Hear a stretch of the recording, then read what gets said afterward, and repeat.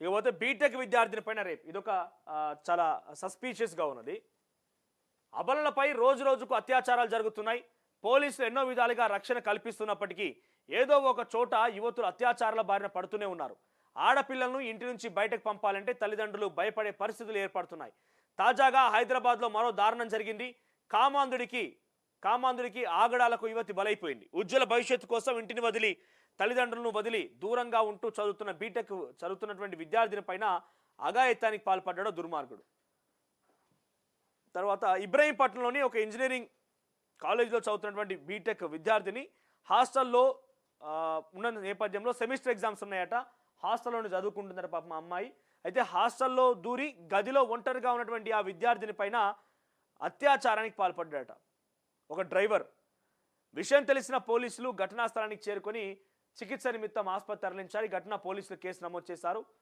So ఇక్కడ ఏమున్నది, Ibrahimpatnam police station పరిధిలో ఒక అత్యాచారం కేసు నమోదైందన్నారు. మధ్యాహ్నం 12:35 డైల్ 100 ద్వారా సమాచారం వచ్చిందన్నారు. బాధితురాలు మంగల్పల్లిలోని ఓ హాస్టల్లో ఉంటూ బీటెక్ మొదటి సంవత్సరం చదువుతోందని, సెమిస్టర్ ఉండడంతో హాస్టల్లో ఉంటూ ప్రిపేర్ అవుతుందని తెలిపారు. రాత్రి 11 గంటల సమయంలో బాలిక గదిలో ఒంటరిగా ఉందని, అదే సమయంలో డ్రైవర్గా పనిచేస్తున్న అజిత్ ఆమె గదిలోకి చొరబడ్డాడని తెలిపారు.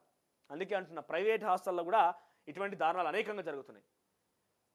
ఫస్ట్ అందుకే అంటున్న పదే మహిళా కమిషన్ చైర్పర్సన్ నేరల శారద గారిని మేము కోరేది ఏంటంటే, హైదరాబాద్ లాంటి మహానగరాల్లో, హైదరాబాద్ కానీ వరంగల్ కానీ కరీంనగర్ లాంటి ప్రాంతాల్లో ఎక్కడెక్కడైతే కాలేజెస్ ఇన్స్టిట్యూషన్స్ ఉన్నాయో ఆయా చోట ప్రైవేట్ హాస్టల్స్ దంద నడుస్తున్నది. ఏంది దందా? ఇష్టం వచ్చినట్టుగా పుట్టగొడుగులాగా వెలుస్తున్నాయి అవి. అక్కడొక ఇటువంటి సంఘటనలు, అత్యాచారాలు జరిగినా, హత్యలు జరిగినా, ఇంకేమైనా జరిగినా కనీసం ఎవరు రెస్పాన్సిబుల్ తెలియదు. ఎక్కడో ఉంటాడు వాడు హాస్టల్ నడిపిస్తా అని చెప్పి ఇక్కడ పెడతాడు. ఓ 10 మంది పనులను పెట్టేస్తాడు. యాజమాన్యం ఇక్కడ ఉండదు.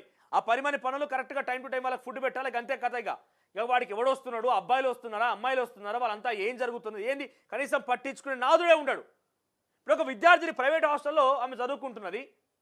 అది కాలేజ్ హాస్టల్ కాదు, ప్రైవేట్ హాస్టల్ కాబట్టి సైలెంట్ అయిపోయింది. కొంత ఈ సమస్యని కాస్త కొంత కామ్గా నడుస్తుంది. అది కాలేజ్ హాస్టల్ అంటే ఇంకా చాలా బీభత్సమయ్యేది. కాలేజీలో దిగబడుతున్నారు అందరూ కలిసి. ప్రైవేట్ హాస్టల్ ఏమైపోయింది? ప్రైవేట్ హాస్టల్లో ఉన్నటువంటి సమయంలో ఈ ఘటన జరిగింది. అయితే అక్కడికి లోపలికి ఎవరు అనుమతి ఇచ్చారు? అలా అమ్మాయిల హాస్టల్, ఆ అబ్బాయి ఒక లోపలికి పోయినట్టు ఎవరు అనుమతి ఇచ్చిండు? అక్కడ సెక్యూరిటీ లేదా? వార్డెన్స్ ఎవరు ఉండరా? అంత ఈజీగా పోవచ్చా? అంటే ఇదేంటిది? మీరు ఏం చెప్పాలనుకున్నారు ప్రైవేట్ హాస్టల్స్ ద్వారా? వెంటనే రాష్ట్ర ప్రభుత్వం ప్రైవేట్ హాస్టల్స్ పైన కూడా ఉక్కుపాదం మోపాల్సిందే.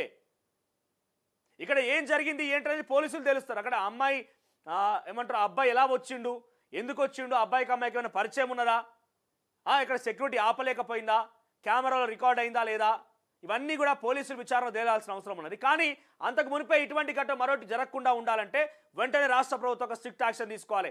హైదరాబాద్లో పుట్టగొడుగుల్లా వెలిసినటువంటి ఈ ప్రైవేట్ హాస్టల్స్ దందాని కంట్రోల్ చేయాల్సిన బాధ్యత రాష్ట్ర ప్రభుత్వం మీద ఉంటుంది. ఎందుకంటే రేపటి రోజున అత్యాచారాలు జరగవచ్చు, చంపేయవచ్చు, ఇంకేదైనా అవసరమైతే. ఇటువంటి సంఘటనలు చూస్తుంటే ఇంకా రాజ్యం మీద కుట్ర చేసినటువంటి కొన్ని తీవ్రవాదులు లాంటి వాళ్ళు కూడా వచ్చి అక్కడ ఆశ్రయం ఉండొచ్చు కదా.